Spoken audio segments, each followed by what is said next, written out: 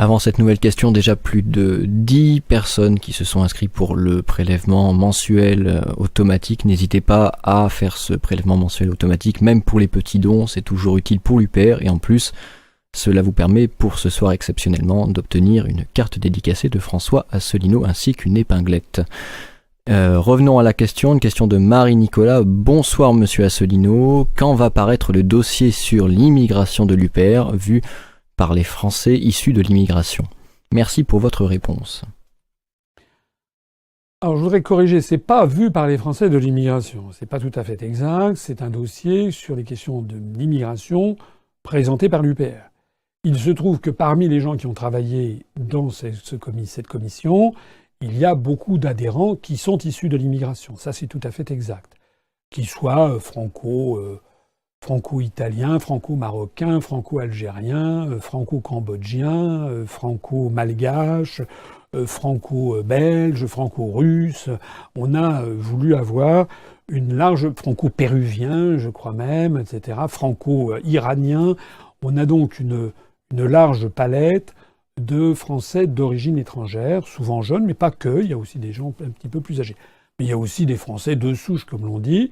Et le document qui se veut consensuel sera présenté ensuite au Bureau national qui l'examinera et qui éventuellement l'avalisera ou éventuellement demandera telle ou telle amodiation. Alors quand est-ce que j'avais prévu que ça pourrait sortir aux alentours du mois d'avril?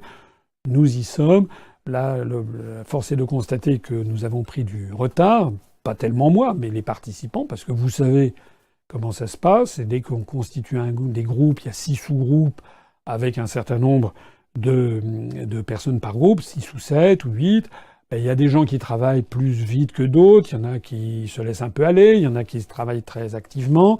Et puis il y a un chef d'orchestre derrière tout ça que je remercie, Jean-Baptiste Baron, qui est un membre du Bureau national, auquel je transmets non seulement mes amitiés, mais également tous mes vœux, puisque je sais qu'il est papa d'un petit garçon, d'un petit Gabriel depuis quelques jours. Donc je lui transmets au petit Gabriel tous mes vœux de santé et de bonheur et de réussite, et puis tous mes vœux de santé et de prompt rétablissement à la maman, et tous mes vœux de bonheur à toute la famille Baron.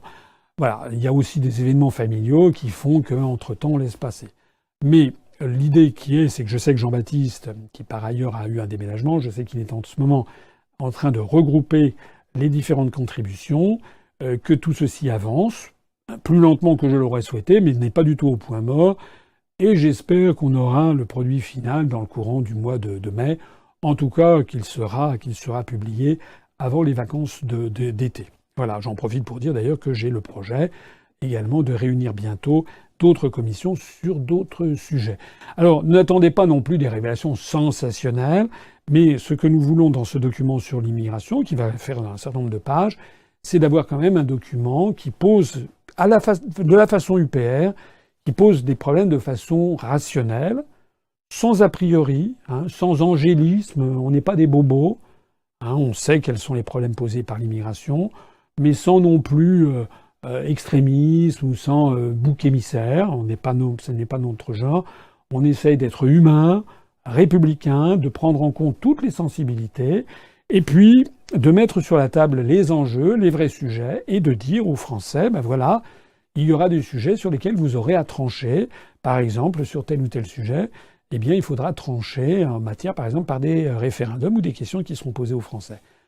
Nous n'aurons pas, ne vous attendez pas à ce qu'il y ait des propositions fermes dans un sens ou fermes dans l'autre. Ce qui sera ferme, c'est le raisonnement. Nous aurons un raisonnement en matière démographique, en matière géopolitique, en matière dans le détail technique des prestations sociales, etc.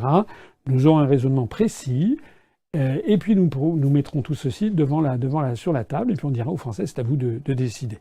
Parce que, je le répète à ceux qui auraient quelques doutes, vous savez, je suis quelqu'un de têtu, j'ai de la suite dans les idées. L'objectif fondamental de l'UPR, c'est de rassembler les Français sur le plus grand commun dénominateur, qui est la liberté et l'indépendance de la France. Et donc nous avons besoin pour cela de rassembler tous les enfants de France, si j'ose dire, de l'extrême droite à l'extrême gauche, en passant par tout l'arc politique. Or, de l'extrême droite à l'extrême gauche, en passant par tout l'arc politique, il y a un sujet auquel tiennent tous les Français, C'est tout simplement la liberté, l'indépendance de leur pays et le fait qu'ils veulent pouvoir décider eux-mêmes des politiques qu'ils souhaitent.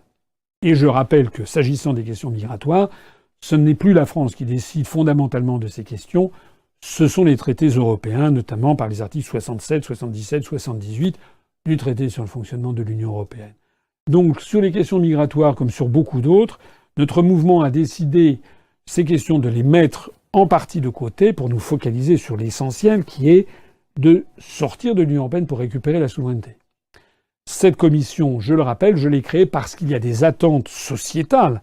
Il y a quand même un certain nombre de gens, d'électeurs, qui veulent en savoir davantage sur nos propositions, ce qui est légitime.